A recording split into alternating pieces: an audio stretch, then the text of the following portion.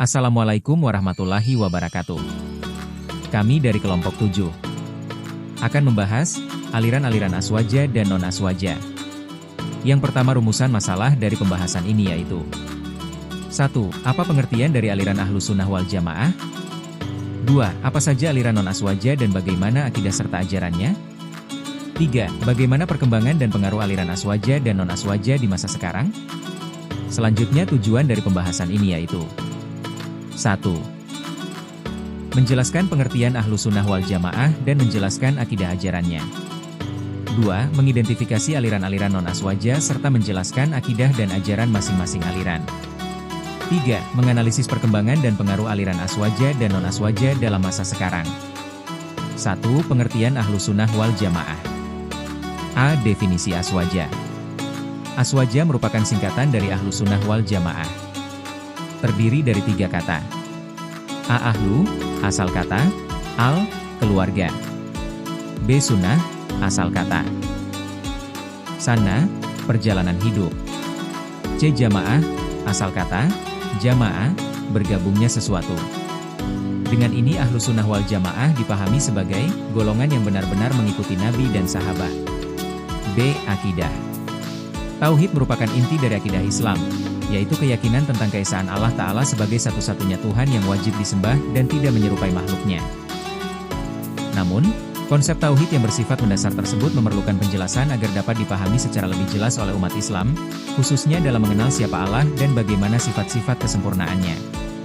Oleh karena itu, ulama Ahlus Sunnah wal Jamaah, khususnya dari kalangan Asy'ariyah dan Maturidiyah, merumuskan konsep 20 sifat wajib Allah sebagai pintu masuk untuk memahami tauhid secara sistematis dan rasional. Konsep ini tidak dimaksudkan untuk membatasi sifat-sifat Allah, melainkan sebagai kerangka dasar yang memudahkan akal manusia dalam mengenal dan meneguhkan keyakinan terhadap keagungan dan kesempurnaan Allah Ta'ala. Yang kedua, aliran-aliran non-aswaja, akidah dan ajarannya. A. Apa saja aliran-aliran non-aswaja? Yaitu ada 1. Aliran Khawarij. Khawarij adalah aliran dalam Islam yang lahir pada masa pemerintahan Khalifah Ali bin Abi Thalib, tepatnya setelah peristiwa Tahkim, penyelesaian masalah melalui perantara, dalam konflik antara Ali bin Abi Thalib dan Muawiyah bin Abi Sufyan pada Perang Siffin. Kelompok ini awalnya merupakan bagian dari pendukung Ali, namun kemudian keluar barisan karena menolak keputusan Tahkim yang mereka anggap tidak sesuai dengan hukum Allah. B. Akidah dan ajarannya antara lain. Orang yang berbuat dosa dianggap kafir. Mengangkat pemimpin hukumnya tidak wajib dan boleh berpaling dari pemimpin yang dirasa tidak baik. Jabatan khalifah tidak dimonopoli kalangan tertentu. 2. Aliran Syiah. Secara etimologi kata, Asy-Syiah, berarti, kaum yang berkumpul dalam sebuah perkara. Mereka adalah kaum yang mendukung Imam Ali bin Abi Thalib. Mereka meyakini bahwa imamah haruslah seseorang dari keturunan Nabi Shallallahu Alaihi Wasallam. Syiah terbagi menjadi 5 kelompok, yaitu 1. Kaisaniyah. Siapa mereka? Para pengikut Kaisan, yang merupakan seorang mantan budak yang dimerdekakan oleh Ali bin Abi Thalib. Keyakinan.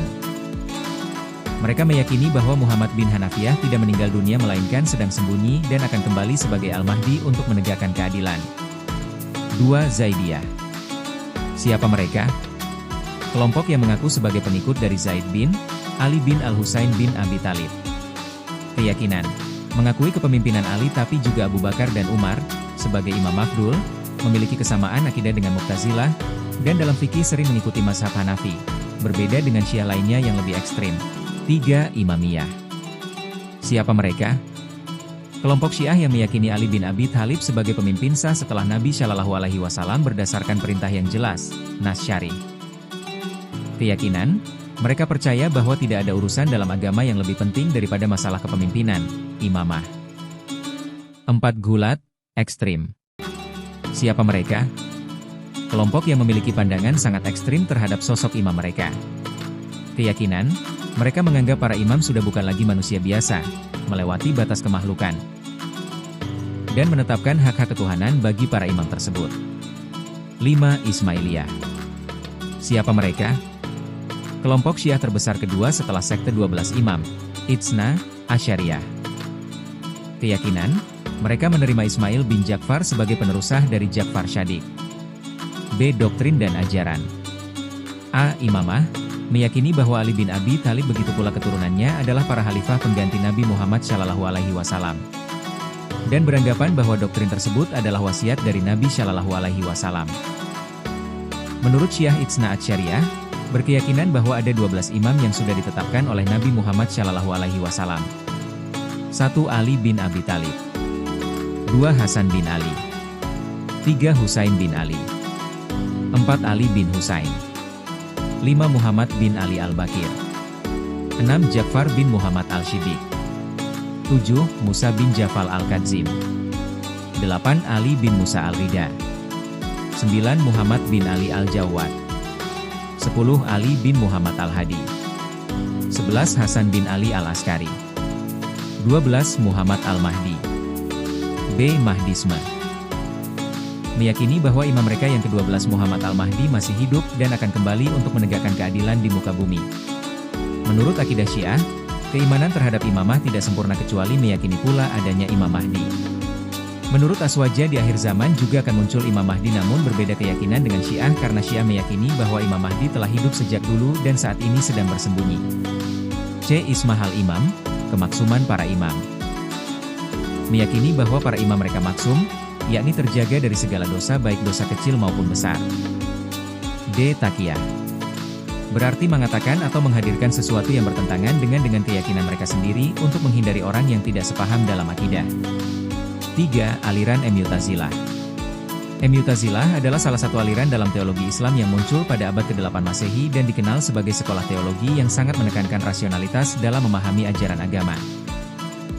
Sebagai istilah, Mu'tazilah berarti mereka yang memisahkan diri, yang awalnya merujuk pada kelompok yang menarik diri dari konflik tertentu, dan pemikirannya fokus pada penggunaan akal untuk menjelaskan masalah-masalah dasar agama seperti keadilan Tuhan, kebebasan manusia, dan sifat-sifat Tuhan dalam hubungan dengan wahyu. B. Akidah dan ajaran Mu'tazilah yaitu 1. Tauhid. 2. Prinsip An. 3. Prinsip Al-Wa'd wa Al-Wa'idi, janji dan ancaman. 4.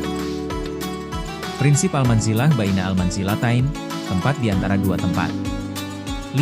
Prinsip Amar Ma'ruf Nahi Munkar, menyeru pada kebajikan dan menghindari kemungkaran. 4. Aliran Wahabi adalah pengikut Muhammad bin Abdul Wahhab yang berkedok memurnikan tauhid dan menjauhkan umat manusia dari kemusyrikan. Ia dan para pengikutnya menganggap bahwa selama 600 tahun, umat manusia hidup dalam kemusyrikan dan ia datang untuk memperbarui agama mereka. B. Akidah dan ajarannya meliputi 1. Wahabi meyakini bahwa Allah berbentuk jisim, berzat, dan bertempat. 2. Konsep tafwid, memasrahkan makna kepada Allah. Yang ketiga, perkembangan dan pengaruh aliran-aliran Aswaja dan non-Aswaja di masa sekarang. 1. Aswaja yaitu NU sebagai representasi Aswaja. Nilai moderasi, toleransi, kebangsaan. Peran Aswaja menghadapi radikalisme. 2. Hawarij yaitu dulu, ekstrim takfiri. Sekarang, tidak ada secara formal. Tapi pola pikirnya hidup, takfirisme, ekstremisme. 3. Mu'tazilah yaitu dulu, rasional ekstrim. Sekarang, tidak sebagai aliran. Tapi pemikirannya muncul dalam liberalisme Islam. Rasionalisme berlebihan. 4. Syiah yaitu dulu, imamah. Sekarang, masih ada, Iran, Irak, DLL. Ada komunitas Syiah di Indonesia. Sering jadi isu sosial keagamaan. 5. Wahabi yaitu dulu, gerakan pemurnian. Sekarang, dikenal sebagai Wahabi Salafi. Aktif dakwah modern, media, kajian. Sering bersinggungan dengan tradisi lokal. Kesimpulan dari pembahasan ini adalah 1. Keberagaman aliran Islam. Islam memiliki berbagai aliran, baik Ahlus Sunnah wal Jamaah, Aswaja, maupun non-Aswaja, Hawarij, Syiah, Mu'tazilah, Wahabi. Perbedaan muncul karena faktor teologis, sejarah, sosial, dan politik. 2. Ahlus Sunnah wal Jamaah, Aswaja. Mengikuti Nabi dan sahabat secara moderat dan seimbang. Akidah berfokus pada tauhid dan pemahaman 20 sifat wajib Allah untuk meneguhkan keyakinan. 3. Aliran non-Aswaja. Khawarij menekankan dosa besar menjadikan orang kafir, pemimpin bisa ditinggalkan jika tidak baik. Syiah menekankan imamah, keyakinan 12 imam, mahdisme, ismahal imam, dan taqiyah. Mu'tazilah menekankan rasionalitas, keadilan Tuhan, kebebasan manusia, dan akal dalam memahami wahyu. Wahabi bertujuan memurnikan tauhid, menolak kemusyrikan, dan menafsirkan sifat Allah secara literal, tahwid dan tafwid. 4. Pengaruh dan pentingnya pemahaman. Pemahaman menyeluruh membantu umat Islam bersikap moderate, kritis, dan tidak ekstrim. Era modern mempermudah penyebaran paham melalui teknologi dan media informasi. Semoga bermanfaat. Jangan lupa like, subscribe, dan komen. Sekian dari kami. Wassalamualaikum warahmatullahi wabarakatuh.